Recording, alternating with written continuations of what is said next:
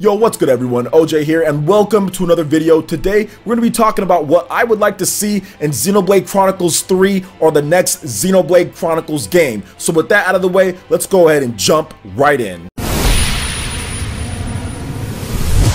And let's start off with the open world. I think one of the biggest things that makes Xenoblade Chronicles games, especially starting from the very beginning with the original Xenoblade Chronicles, was holy smokes, how did they do this on this hardware, this in depth? I remember playing Xenoblade Chronicles. Yes, the graphics aren't necessarily the best out there, but for the Wii and with the power of that system, what they were able to accomplish was unlike anything else on the Wii. I never played a game on the Wii that had a world that big, that had an environment that in depth, and there was just so many different areas and terrain. It wasn't like it was all just boring and plain. There was all sorts of hillsides and rolling areas and dark areas and caves and stuff. It was fantastic for the hardware that it was on. So with the open world in the next Xenoblade game, what should it be like? Because we have a multitude of Xenoblade games that have already been out. We have Xenoblade Chronicles 1, which is like two huge locations just kind of back to back, which was pretty cool, right? Then we had Xenoblade Chronicles X, which was like a massive open world. That was seamless, right? You get out of New LA and you can pretty much go anywhere that you want in that world with no loading times at all. It was phenomenal. There are still people to this day that think that that is the best open world out there that they've seen in a Nintendo game or in a game period, so they can go that route too. But then there's also the Xenoblade Chronicles 2 route, which is more like Xenoblade Chronicles 1 with a splash here and there of Xenoblade Chronicles X, but really more like Xenoblade Chronicles 1 because there's multiple different titans out there, each with big locations, and that's kind of how Xenoblade Chronicles 1 was. It wasn't completely open world, but it was definitely very open-ended. So I think that they can go in really any direction, but I would love to see them kind of go with a mix between Xenoblade Chronicles 2 and Xenoblade Chronicles X. Make it a completely seamless open world. Don't make it to where it's like different titans, right? To where you have to go from one location to another and then there's like the loading screens and all that. I would like a seamless open world, but then again at the same time, don't be afraid to say, hey, like you're going to be able to go to this location over here. So you can have one big seamless open world area and then you can kind of have like another one, so maybe just two different ones. So maybe that's more of a mix of Xenoblade Chronicles 1 and Xenoblade Chronicles X, right? But either way, I'd like it to be seamless between them. No loading screens when you have the open world. You can just kind of roam out there, fight enemies, explore, and see all the different sceneries and see all the stuff that Xenoblade Chronicles is known for with its rolling landscapes and what it does. But now we're going to get into something that I know a lot of you guys are going to like. Yes, mechs. Should there be mechs in this game that are playable? That's the biggest thing here. When it's Xenoblade Chronicles, you know there's going to be Xenos, so alien life forms, and you know there's going to be mechs. You know those are going to be those two things that are going to be in the game. There's going to be some weird kind of different type of life forms out there, and you know there's going to be mechs. But will you be able to use them? Will you be able to traverse across the land? So I think if they go with more of the Xenoblade Chronicles X type of open world with the game, then yes, you're going to be able to take the mechs, you're going to be able to have them and be able to kind of roam anywhere that you want. And I think a lot of people do like that about the game. I think that mechs do add a level of depth that you wouldn't get beforehand, but at the same time, I think that they can also take away from some things, kind of like Xenoblade Chronicles X, right? Had mechs, had all this really cool stuff, you can kind of fly out, but the battle system didn't seem like it changed too much outside of the stats and what you could do with them, and obviously you had the flying and stuff, but it was really kind of the same. So what I'd like to see for mechs, if they have it in this game, make it to where when you're using a mech, it's a completely different type of experience than battling outside of a mech, because the only thing that I felt that it was a little bit too similar at times. I mean, there was some different stuff. You had the overdrive and things like that, and binding. There was some other stuff that you can do, don't get me wrong, but just kind of how like the arts blade or palette kind of worked there, it was just kind of similar. So I'd like to see the control a bit differently and be somewhat new with the battle and what you can do in there. But either way, even if you disagree with what I said there, I think that mechs would be really cool in this one, as long as it has like the open-ended areas and the open world of a Xenoblade Chronicles X, to where you don't have to say, okay, well, I'm in my mech, but then I have to load up this next place or load up this other place there, and you have enough big areas to where you can traverse, fight monsters, kind of fight enemies, and do everything. But I think with Mechs and with the open world also comes like with online play and stuff like that. Online play is always cool if they're going to be able to put it in a unique way. So if they have some type of co-op that you can do, I'd be completely down for online co-op. If you're going to have huge open worlds, if you're going to have Mechs, I think that'd be a lot of fun, just like Xenoblade Chronicles X was a lot of fun as well.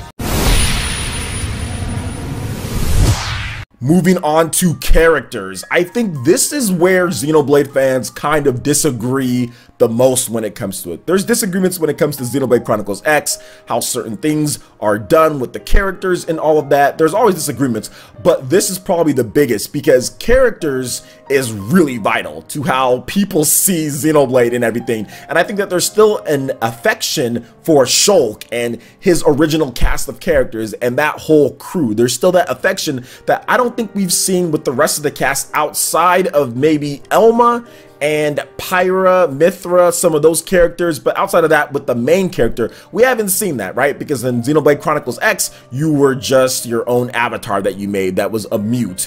In Xenoblade Chronicles 2, people like Rex, don't get me wrong, people do like him, but I don't think people see him as highly regarded as, for example, Shulk, for instance. But I do think that people love Mithra and Pyra just as much or right underneath where Shulk is. Those two characters are very popular, and also other blades as well. People like other blades and stuff like that, but I'm just talking overall the general kind of consensus that I do see when it comes to characters. So I would like to see them obviously go away from X, right? X, they had some character development and there was some good stuff, but the mute main character, that's not something that I think that they should ever go back to again. Too many people complained about that. So it should just be like a mix, because Xenoblade Chronicles 2 and Xenoblade Chronicles 1, they're very similar in what they tried to do with the parties and the cohesion between the units. However, I did like Xenoblade Chronicles 2's overall cast a little bit more. So I like the joking, I kind of like how Rex and Pyra and Mithra and all of them kind of acted towards each other, and even how Nia was and everything a little bit more feisty or so. So all of it was great. So if they can have that type of comedy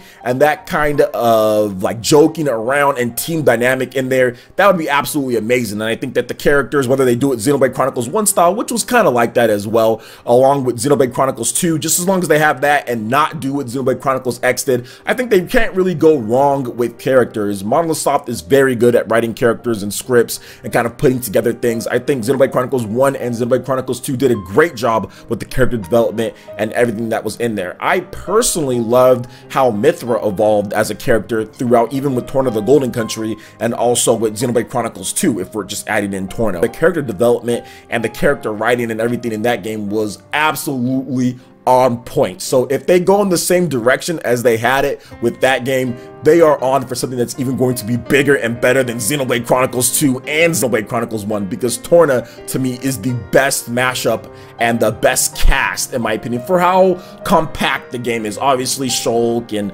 Xenoblade Chronicles 2 and all that, that's longer, so it's arguable that those can be better as well. I'm not trying to say that you guys are wrong with that one, but to me it was just great how all of the cast interacted in their situation and kind of how they put things, because stuff was so bleak in that world. It was just so bleak in that time period and what they were doing, yet they still had this cohesion between them and still had time to kind of have fun every now and then and have their moments. So to me, Torna was great. So if they continue on that path with the characters, I'll be a-okay with everything that they do.